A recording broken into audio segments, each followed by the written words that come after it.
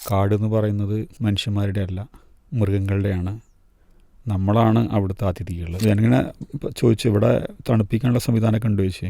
അപ്പോൾ അയാൾ ചിരിച്ചു പറഞ്ഞു, ഇത് കാട്ടിലെ വെള്ളമാണ്, ഇത് തണുപ്പിക്കേണ്ട ആവശ്യമില്ല, ഇത് നാച്ചുറലി ഇതിങ്ങനെ തന്നെയാണെന്ന്. ആനയൊക്കെ രാജകീയമായി ഇങ്ങനെ പതുക്കെ നടന്ന് നമ്മളൊക്കെ ഒന്നിങ്ങനെ പാളി നോക്കിയിട്ട് പോകണമെങ്കിൽ പോടാമെന്ന് പറഞ്ഞു. അസ്സലാമു അലൈക്കും വറഹ്മത്തുള്ളാഹി വബറകാതുഹു. പ്രിയമുള്ള പീസ് റേഡിയോ ശ്രോതാക്കളെ, പീസ് റേഡിയോ ദൃശ്യം പ്രോഗ്രാമിലേക്ക് എല്ലാവർക്കും ഹൃദ്യമായ സ്വാഗതം. കാഴ്ചകളുടെ പുതിയ അനുഭവങ്ങളും വിശേഷങ്ങളുമൊക്കെ ആയിട്ട് ഇന്നത്തെ ദൃശ്യം എപ്പിസോഡിൽ നമ്മുടെ കൂടെയുള്ളത് ഇബ്നാലിക്കയാണ്. പറമ്പിക്കുളത്തെ യാത്രാ വിശേഷങ്ങൾ, വിവരണങ്ങളാണ് ഈ എപ്പിസോഡിൽ. കഴിഞ്ഞ എപ്പിസോഡിൽ നമ്മൾ യാത്രയുടെ മുന്നൊരുക്കങ്ങളും പറമ്പിക്കുളത്തേക്ക് എത്തിയതുമായ കാര്യങ്ങളായിരുന്നു പറഞ്ഞിരുന്നത്. ഈ എപ്പിസോഡിൽ അവിടെ ചെന്നതിന് ശേഷമുള്ള കാഴ്ചകളിലേക്കാണ് ഇന്ന് നമ്മൾ പ്രവേശിക്കുന്നത്. പീസ് റേഡിയോ ദൃശ്യം ഈ ഒരു എപ്പിസോഡിൽ ആദ്യമായി നമുക്ക് ഇബ്നാലിക്കയെ വളരെ സ്നേഹത്തോടു കൂടി സ്വാഗതം ചെയ്യാം. അസ്സലാമു അലൈക്കും വറഹ്മത്തുള്ളാഹി. വലൈക്കും അസ്സലാം വറഹ്മത്തുള്ളാഹി. ഇബ്നാലിക്ക, നമ്മളപ്പോൾ പറമ്പിക്കുളത്തെത്തി. ഇനി എന്ത് ഒരു കൗതുകം, യാത്ര പോകുമ്പോൾ ഒരു സ്ഥലത്തെത്തിക്കഴിഞ്ഞാൽ സ്വാഭാവികമായിട്ടും ഇനി എന്തൊക്കെ ഇവിടെ കാണാനുള്ളത്, അവിടെ എത്തോളം എപ്പോഴാണ് എത്തുക എന്നുള്ളതായിരിക്കും. എത്തിക്കഴിഞ്ഞാൽ ഇനി എന്താ ഉള്ളത് എന്നുള്ളതാണ്. സ്വാഭാവികമായും ദൃശ്യം കേൾക്കുന്ന ആദ്യ എപ്പിസോഡിൽ എത്തിക്കഴിഞ്ഞല്ലോ, ഇനി എന്തായിരിക്കും അവിടെ കാഴ്ചകളുള്ളതെന്ന് കേൾക്കണമെന്ന് കൗതുകം ഉണ്ടാവും. അവിടെ എത്തി റൂമിൽ നിന്ന് ഒന്ന് ഫ്രഷായി പിന്നെ എങ്ങനെയാണ് ആ ഒരു യാത്രയുടെ അവിടെ എത്തി കാഴ്ചകളുടെ തുടക്കം എങ്ങനെയായിരുന്നു? ഒന്ന് വിശ്രമിച്ച് മേലൊക്കെ കഴുകി അവിടെ ഫുഡ് റെഡിയാവുമെന്ന് പറഞ്ഞു. ഫുഡ് പാക്കേജിൻ്റെ ഭാഗമാണ്. നാടൻ ചോറും മീൻകറിയും മീൻ പൊരിച്ചതൊക്കെ ഉണ്ടായിരുന്നു. ടേസ്റ്റി ഫുഡാണ്. അവിടെ അവരെന്നെ നമുക്ക് വേണ്ടിയിട്ട് കുക്ക് ചെയ്യുന്ന ഐറ്റമാണ്. ഭക്ഷണം കഴിഞ്ഞാൽ അവരൊരു സമയം പറഞ്ഞു, ഒരു അരമുക്കാൽ മണിക്കൂറിനുള്ളിൽ വാഹനം വരും, അപ്പോഴേക്കും റെഡി ചെയ്ത് നിൽക്കാൻ പറഞ്ഞു. വിളിക്കുമെന്ന് ചോദിച്ചു, വിളിക്കുമെന്ന് പറഞ്ഞു. പക്ഷേ ആ സമയത്ത് തന്നെ നമ്മൾ സ്വാഭാവികമായിട്ട് നമ്മൾ എക്സൈറ്റ്മെൻറ്റ് ഉണ്ടാവില്ല, നമ്മൾ റെഡി ആയിരിക്കും, വിളിക്കേണ്ട ആവശ്യം വരില്ല. അപ്പോൾ അവർ പിന്നെ വാഹനം എത്തി എല്ലാവരെയും വിളിച്ചു. നമ്മൾ ഓരോരുത്തരായിട്ട് വണ്ടിയിൽ കയറി. വണ്ടി എന്ന് പറയുമ്പോൾ ഒരു പച്ച പെയിൻ്റ് അടിച്ച് കാടിൻ്റെ ഒരു ഭാഗമാണെന്ന് നമുക്ക് തോന്നുന്ന പോലുള്ള ഒരു ബസ്സിൻ്റെ ചെറിയൊരു ബസ്, മിനി ബസ് പോലെ ഒരു ബസ്സാണുള്ളത്. അവിടെ നമ്മുടെ ഡ്രസ് കോഡിനോ ബാക്കി കാര്യങ്ങളൊക്കെ എന്തെങ്കിലും ചേഞ്ച് വരേണ്ടിയുണ്ടോ? കളർ മാറ്റം, അല്ല ഉദിപ്പുള്ള കളർ ഒഴിവാക്കണം, അങ്ങനെ എന്തെങ്കിലും നിർദ്ദേശങ്ങളുണ്ടോ? ഇല്ല, അങ്ങനെയൊന്നും പറഞ്ഞില്ല. പിന്നെ യാത്രക്കുള്ള സുഖം കുറച്ച് ലൂസായിട്ടുള്ള ഡ്രസ്സ് വേണം. പിന്നെ അതേപോലെ കോട്ടനാണ് മിക്കവാറും ധരിക്കാൻ സൗകര്യം. ചൂട് ഉള്ളൊരു സമയമായിരുന്നു, അത്യാവശ്യം ചൂടൊക്കെ ഉള്ളൊരു നേരമായിരുന്നു. അപ്പോൾ ആ യാത്രയിൽ അവിടെ നിന്ന് അങ്ങോട്ട് ആദ്യമായി പറമ്പിക്കുളത്ത് കണ്ട എനിക്ക് തോന്നുന്നു കന്നിമാരത്തേക്ക് അതിൽ പ്രധാനപ്പെട്ടൊരു ഘടകമാണെന്ന് തോന്നുന്നുണ്ട്. എന്താണ് ഈ കന്നിമാരത്തേക്ക്?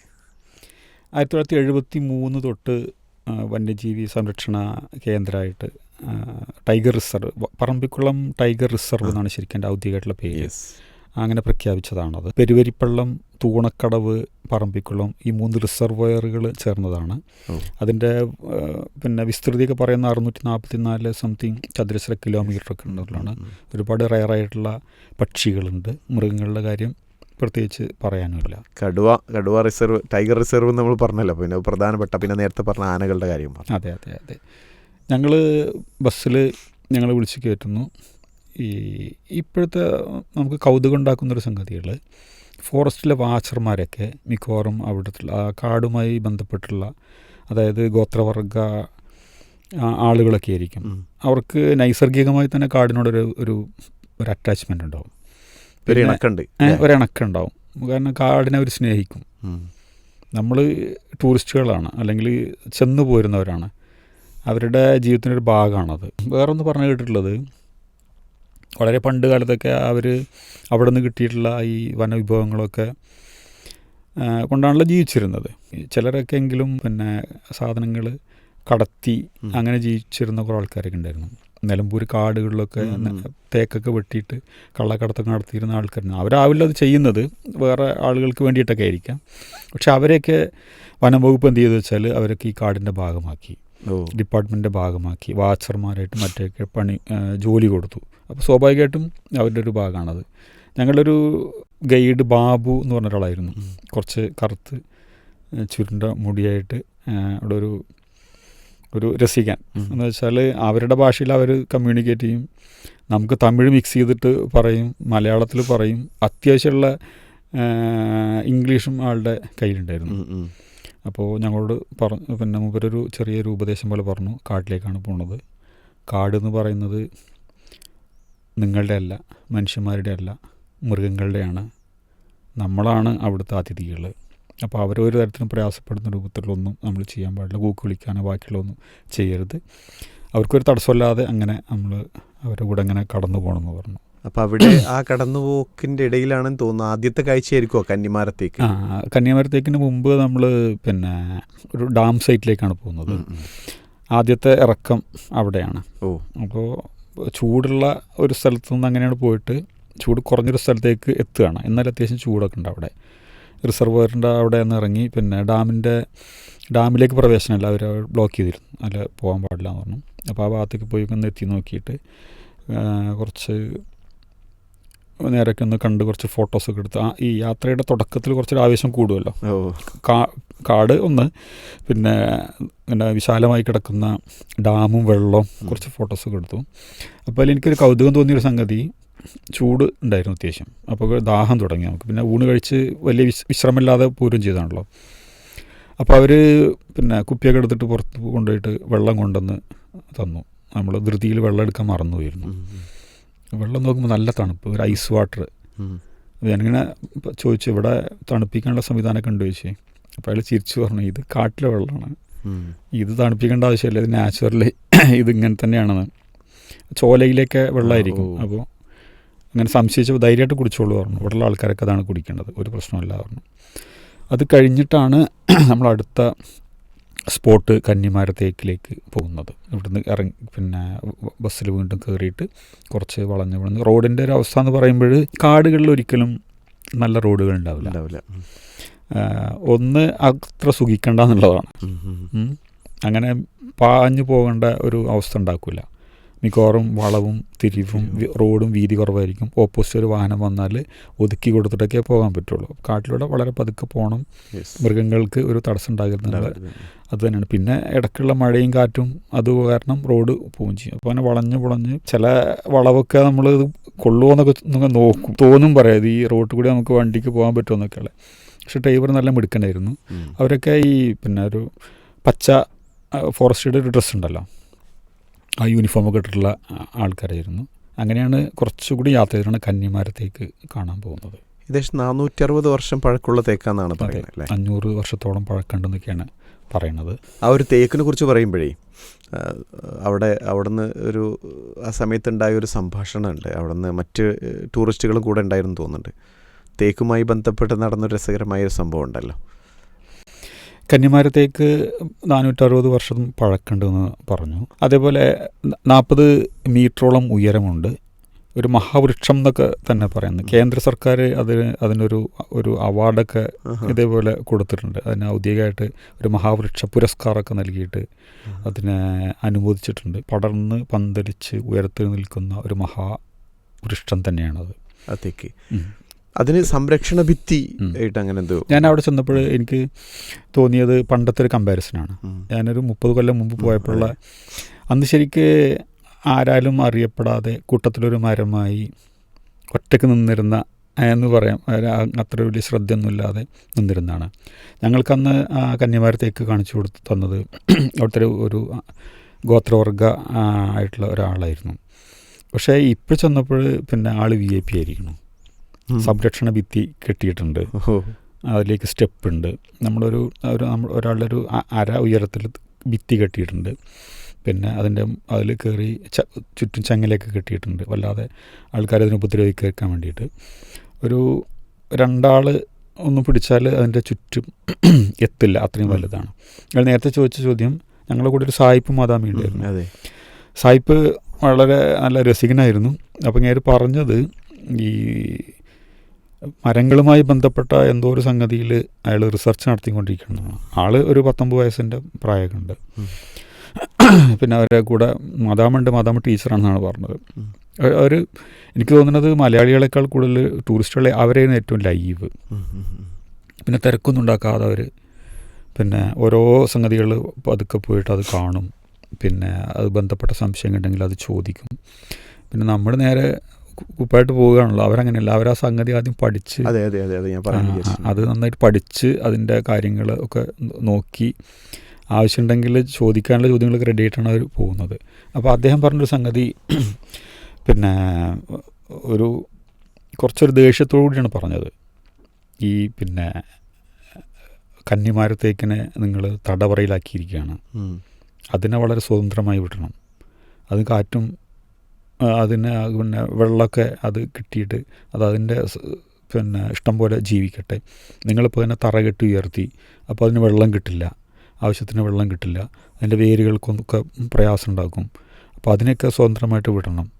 അങ്ങനെ നിങ്ങൾ പിന്നെ പീഡിപ്പിക്കുകയാണ് മരത്തിനെ എന്നുള്ള രൂപത്തിലൊക്കെ കുറച്ച് തമാശയെ കലർത്തിയിട്ട് അങ്ങനെ പറഞ്ഞു. അപ്പോൾ നമുക്ക് തോന്നി ശരിയാണ്. പക്ഷേ ഈ കന്നിമരത്തേക്ക് എന്നുള്ള ഒരു പ്രത്യേകതയുള്ള ഒരു കേന്ദ്ര സർക്കാരിൻ്റെ അവാർഡൊക്കെ വാങ്ങിയിട്ടുള്ള ഒരു മരത്തെ നമ്മൾ അങ്ങനെ തീരെ അവഗണിക്കുന്നതും ശരിയല്ലല്ലോ. അപ്പോൾ ആ തേക്കിൻ്റെ വിശേഷങ്ങൾ കഴിഞ്ഞ് പിന്നെ വീണ്ടും യാത്ര മുന്നോട്ട് തന്നെ പോകുന്നതാണ്. അപ്പോൾ എനിക്ക് തോന്നുന്നു അതിൻ്റെ ഇടയിൽ ഒരു കരടിയെ നിങ്ങൾ അല്ലേ, കരടി മടങ്ങി വരുമ്പോഴാണ് കാണുന്നത് അല്ലേ. നമ്മൾ ആ യാത്രക്കിടയിൽ പിന്നെ കാട്ടിൽ പോകുമ്പോൾ നമുക്ക് എപ്പോഴും കൗതുകം പിന്നെ മൃഗങ്ങളെ കാണണം എന്നുള്ളതാണ്. ആന ഒക്കെ പറയുമ്പോൾ നമുക്കൊരു പേടിയുണ്ടെങ്കിലും ഈ ഫോറസ്റ്റിൽ ഒരു വാഹനത്തിൽ ഡിപ്പാർട്ട്മെൻറ്റിലെ ആൾക്കാരുടെ കൂടെ നിൽക്കുമ്പോൾ നമുക്കൊരു ധൈര്യമൊക്കെ വരും. കുട്ടിക്ക് ഉമ്മാൻ്റെ കൈ പിടിച്ച് നടക്കുമ്പോൾ അതെ, ആ ഒരു ധൈര്യം പോലെയാണ്. അപ്പോൾ നമ്മൾ പിന്നെ അപൂർവം വണ്ടികൾ ക്രോസ് ചെയ്ത് വരുന്നുണ്ട്. അതായത് കുറച്ച് നമുക്ക് മുമ്പ് പുറപ്പെട്ട ആൾക്കാരായിരിക്കാം. അപ്പോൾ ഇവർക്ക് സിഗ്നൽ കൊടുക്കും, ഇങ്ങനെ ഇന്ന സ്ഥലത്ത് എന്നതുണ്ടെന്നൊക്കെ പറഞ്ഞ്. അപ്പോൾ ആദ്യമൊക്കെ നമ്മൾ കണ്ടത് പിന്നെ മാൻ കുട്ടികളൊക്കെയാണ്. നമ്മളങ്ങനെ കാണുമ്പോൾ അവർ ഈ കാട്ടിലെ മൃഗങ്ങൾ, പ്രത്യേകിച്ച് വാഹനങ്ങളൊക്കെ ഇടയ്ക്കിടെ കാണുന്ന മൃഗങ്ങൾക്ക് നമ്മളെ വലിയ മൈൻഡൊന്നും ഉണ്ടാവില്ല. നമുക്ക് കൗതുകമില്ല. അവർ നമ്മളെ വാഹനത്തിൻ്റെയൊക്കെ മുന്നിലാണെങ്കിൽ ചിലപ്പോൾ ഒന്ന് മാറി തരും, അല്ലെങ്കിൽ ഒന്ന് അപ്പുറത്തേക്കൊന്ന് മാറി നിൽക്കും, അത്രയൊക്കെ ഉള്ളൂ. ദൂരത്തേക്കാണെങ്കിൽ അവർ തീരെ നമ്മൾ ശ്രദ്ധിക്കാറില്ല. പിന്നെ ബാംഗ്ലൂരിൽ ആണെന്ന് തോന്നുന്നുണ്ട്, ബെന്നാർഘട്ട്, അവിടെ ഇതേപോലെ മൃഗങ്ങളെ തുറന്നു വിട്ട് നമ്മൾ വാഹനത്തിൽ പോകുന്ന ഒരു സ്ഥലമുണ്ട്, സിംഹം അങ്ങനെയൊക്കെ ഉണ്ട് തോന്നുന്നു. അതെ, അവിടെ പോയിട്ട് ഒരു സിംഹം റോഡിന് ക്രോസ് കടന്നു, എണീറ്റ് പോകുന്നില്ല, വേറെ സ്ഥലമല്ല. കുറേ ഹോണൊക്കെ അടിച്ചു നോക്കി, ഒരു കൂസലുമില്ല. പിന്നെ ഒരു 5-10 മിനിറ്റ് അവിടെ നിന്ന് അപ്പോൾ ഡ്രൈവർ ഫോട്ടോ ഒക്കെ എടുത്തോളെന്ന് പറഞ്ഞു. അങ്ങനെ ഡോറൊക്കെ പുറത്തിറങ്ങാനാക്കില്ല, ജനാലെ കൂടെയൊക്കെ ഫോട്ടോ ഒക്കെ എടുത്ത് അങ്ങനെ ആൾ വിശ്രമമൊക്കെ കഴിഞ്ഞ് എണീറ്റ് വണ്ടി പോകുന്നത്. അപ്പോൾ അവർക്കറിയാം കാട് അവരുടെ എന്നുള്ളത്. നമ്മൾ ഈ വഴിയിൽ മാൻ കൂട്ടങ്ങളൊക്കെ കുറേ കണ്ടു. പിന്നെ കുറച്ച് ദൂരെ ചെറിയ ചോലകളും അതിനെ ചുറ്റിപ്പറ്റിയിട്ടുള്ള ചെറിയ മരങ്ങളും പുല്ലുമൊക്കെ ആ ഭാഗത്തോടെ മേയുന്ന പിന്നെ മാൻകൂട്ടങ്ങൾ കുറേ കണ്ടു ആ സമയത്ത്. പിന്നെ കുറച്ച് ആനകളെയും കണ്ടു. ആന ഒറ്റക്ക് നിൽക്കുന്നതുണ്ട്, അതേപോലെ കൂട്ടമായിട്ട് മേയുന്നതുണ്ട്. ഒരു ആ ഗമയിൽ അവരിങ്ങനെ നടക്കുന്നത് കാണുമ്പോൾ നല്ല രസമാണ്. പ്രത്യേകിച്ചും അവരുടെ ആവാസ വ്യവസ്ഥയ്ക്കകത്തുനിന്ന് തന്നെ കാണുമ്പോഴുള്ള ഒരു വേറെ. അതെ.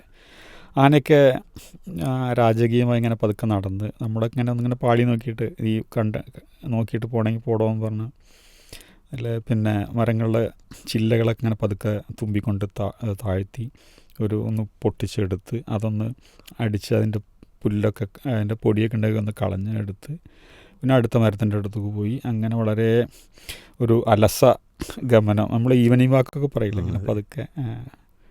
കുട്ടികളൊക്കെയാണ്, നമ്മളെ കുട്ടികൾക്ക് ഇപ്പോൾ അതിന് ചാൻസ് ഇല്ല, അവർ മൊബൈലൊക്കെ നോക്കി കുത്തിയിരിക്കുകയായിരിക്കും.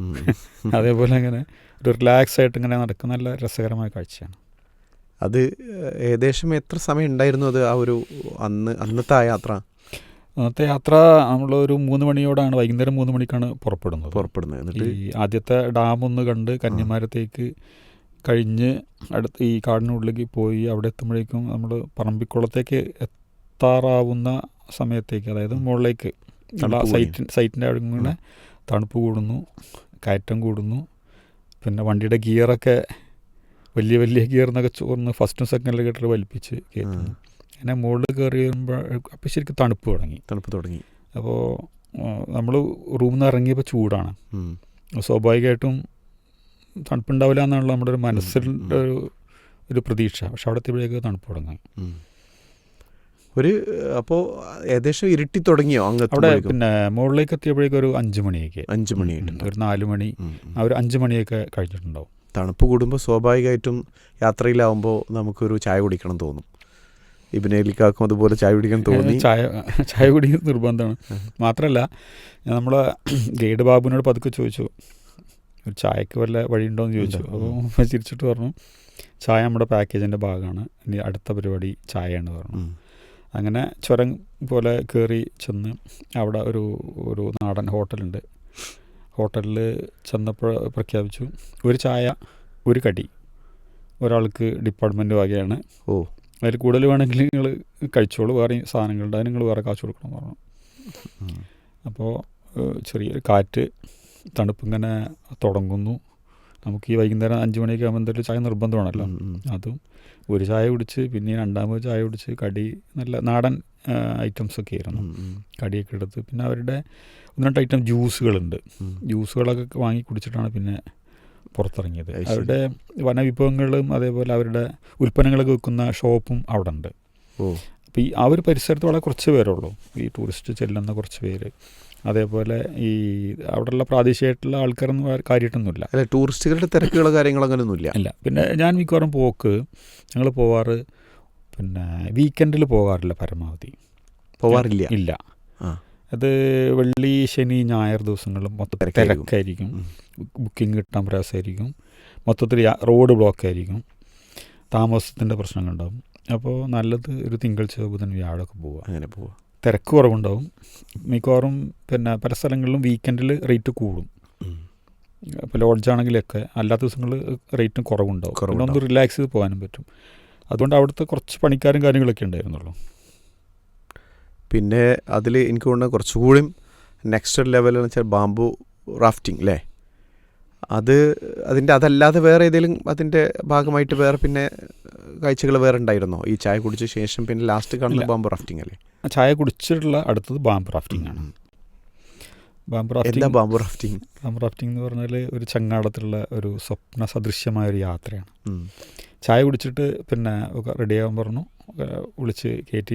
പിന്നെ നമ്മൾ കുന്നത്തിന് കുറച്ചിങ്ങനെ താഴത്തേക്ക് ഇറങ്ങിപ്പോകണം. ഒക്കെ ഈ പറഞ്ഞ പോലെ വീതി കുറഞ്ഞ റോഡ്, ചിലയിടത്തൊക്കെ റോഡൊക്കെ പൊളിഞ്ഞിട്ടുണ്ടാവും.